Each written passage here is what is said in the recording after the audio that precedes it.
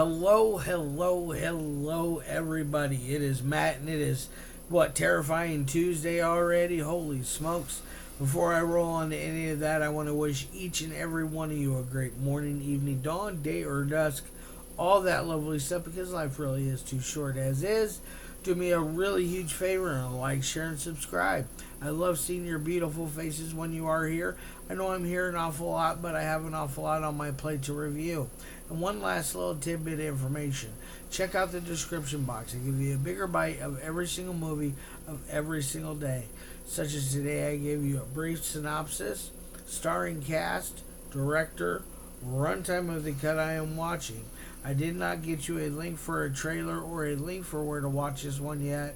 Has not dropped on either a trailer or for the film itself, so I feel kind of privileged. I'm able to check this out before a lot of the other people are able to, or at least the masses, which is really cool.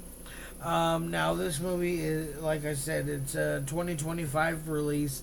It's directed by Jason Pitts, which we've done a couple of reviewed a couple of his films in the past.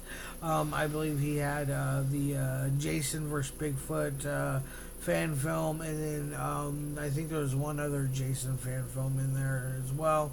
But anyways, interesting director. I like his style. And this one is called The Forest Through the Trees. I really like this title. It always makes me think of the old Marilyn Manson song when he says, "Through the forest and through the trees, you can't smell your own yeah. Anyways, I'm not a singer, guys. But if you hang out with me enough, you will find out that I like to, though. But anyways, hour and 47 minutes on this bad boy. It is a very, very, very, very slow burn. So if you want your movies to have a little more pace, a little more momentum, you have to be patient with this one. I'm sorry. It's the payoff is well worth it at the end. The last half an hour is just absolutely bonkers.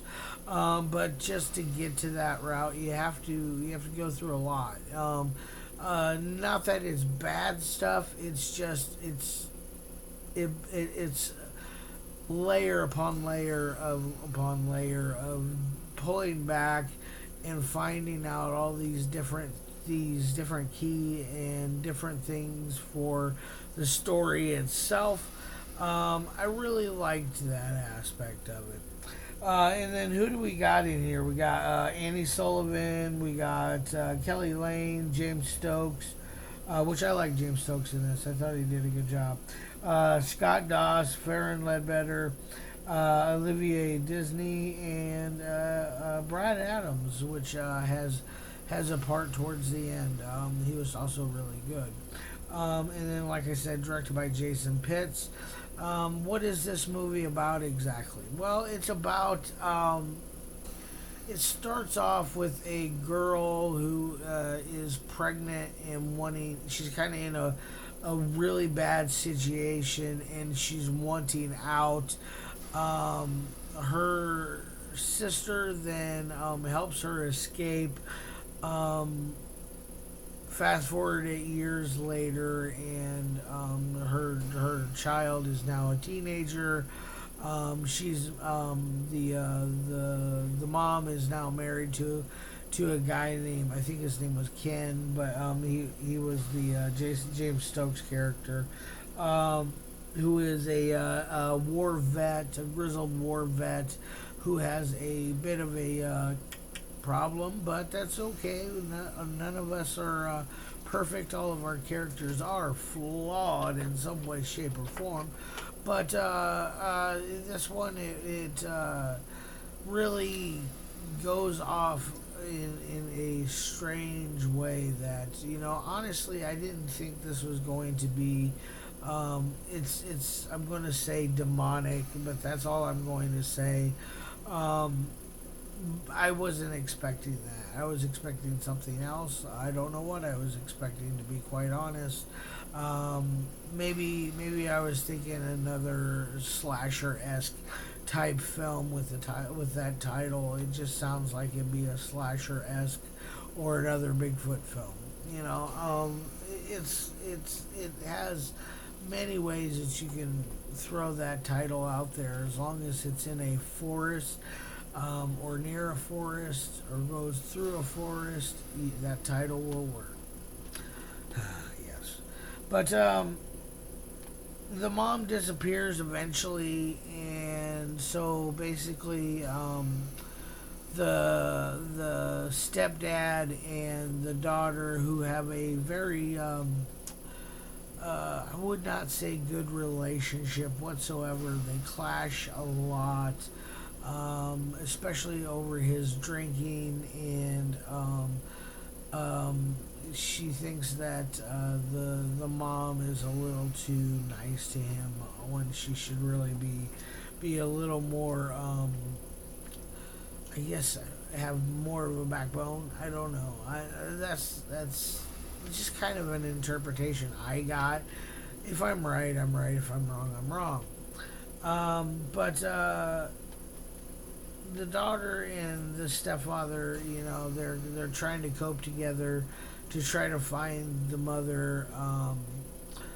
The mother happens to have left a note for the stepfather. Years later, she finally sees this, it goes a whole year of her disappearing, before he lets her see this note. In this note, it basically, well, he doesn't let her. She finds it. She finds this note about how she wishes she could change things. She's got to leave just to keep Chloe safe. One of those ordeals. Very, very interesting.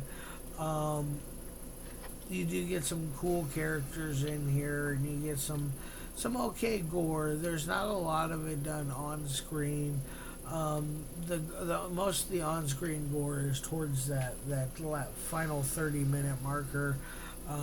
You do get a decapitation in there, which was cool. I'm not going to say who, why, when, where, but I will just say that there's one of those in there to look forward to. I really dig this movie. I think it's fun. Jason is a good director. I think more people need to give his stuff a shot. The two Jason fan films are absolutely fun. I can't say anything negative or bad about those two, or this one. Alright, guys, now let's talk about the three things that I love my movies. To me, first and foremost is the audio. The audio is very clean in this. It doesn't have any moments where I'm like, what the hell was just said? It works very, very well on all cylinders on that aspect. So I'm going to give it a out of A on that side. And then dialogue. Dialogue is interesting, I will say. It works. I'm kind of an older dude, so like when I hear young people talk, sometimes I don't understand what the hell they're saying. So this at least doesn't get too crazy with out there slang or things that you don't understand. It keeps it nice and simplified. So I liked that over something, say like like Terrifier 3, for example. There's some slang up in there that I didn't know what it meant at first. But anyways, that's neither here nor there. I'm going to give it another A on dialogue. And the third and final thing is editing. Editing is always really good in a Jason Pitts film. You're going to get the most amount of action that he's going to provide for you for said story. He's going to edit it to where there's no like weird continuity errors.